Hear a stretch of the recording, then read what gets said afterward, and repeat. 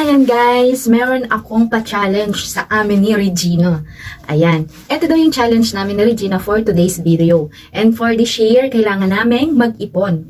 Ano kayang maiipon namin? Shoutout, Regina kaya. Video na to ay para sa... Taran! Ito yung Alcansya Challenge! Ito, magcha-challenge daw kami this year. Kailangan daw namin makaipon ng 60,000 pesos.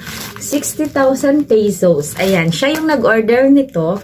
Binigay niya lang sa akin. Kailangan kong bigyan ng hustisya. Ayan, bubuksan natin. Ito. Buy one, take one to guys. And hello basket. Nasa TikTok shop ko din to guys. So kung gusto nyong ganito, i-check nyo ang aking TikTok shop. Okay? Ito, kailangan natin to. Kailangan natin mag-ipon. So, kailangan nating mag-ipon para sa ating mga gustong bilhin. Ayan.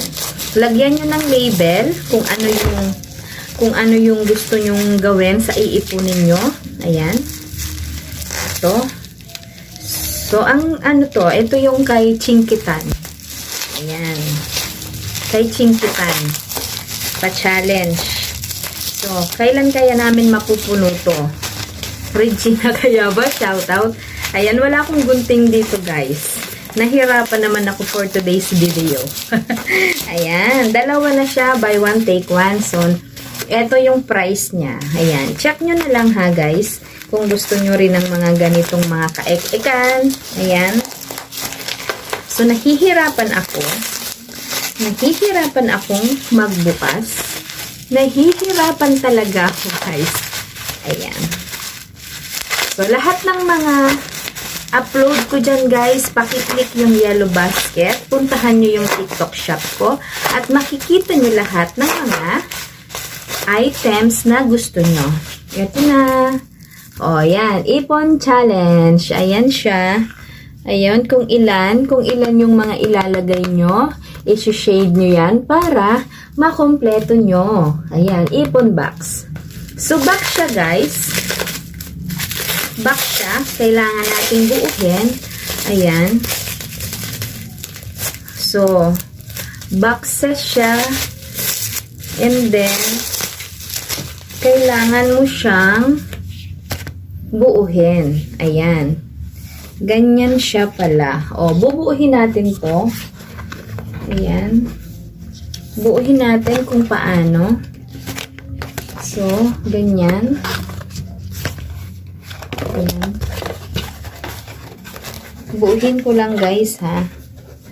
So, i-check nyo yung yellow basket ko guys. Pag gusto nyong ganito. Ngayon, hindi ko alam kung paano buuhin. Ayan. Pag ganyan siya guys.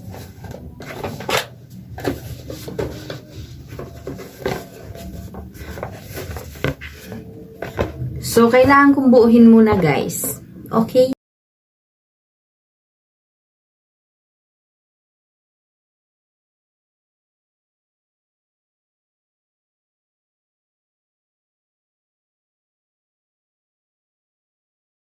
Ipon challenge na! Check the yellow basket! Ganda. Kailangan yung lagyan ng tape yung mga gilid niya para hindi talaga mapasukan ng kung ano-ano. Baka kasi baka kasi pasukan ng langgam or ano. Tsaka, nakaangat kasi yung mga gilid-gilid niya kaya kailangan natin isilid to ng tape. So, yun lang.